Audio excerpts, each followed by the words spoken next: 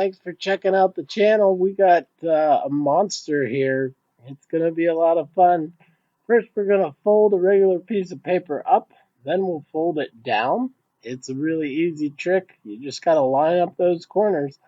After you fold it down, I do want you to flip it around so that it's easier. It's hard to draw something upside down, so just flip your paper around.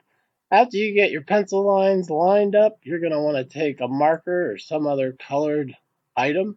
If you don't have anything colorful like crayons or markers, maybe you can try using a pen, but the pencil lines don't show up too well unless you make them dark.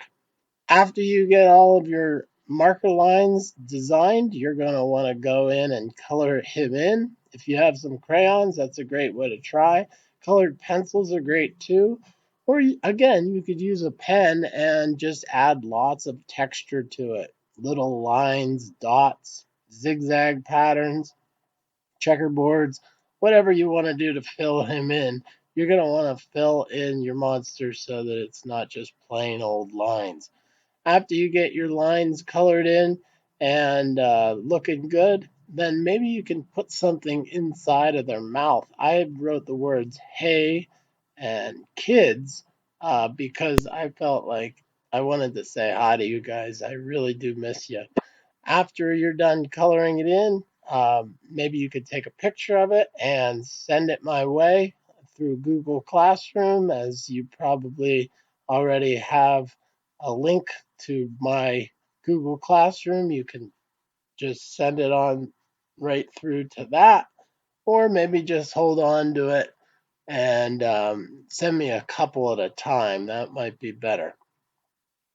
The whole idea here is to get creative with it. You can see I'm getting pretty creative with my colors. I'm mixing. One thing you want to be sure to do is line up your colors. You can see how the green flows into the blue, even when it's folded. If you had a color like yellow at the bottom and I don't know, say purple at the top, those two colors don't flow into each other very well. So you'll have to find a middle ground color so that they can flow into one another neatly.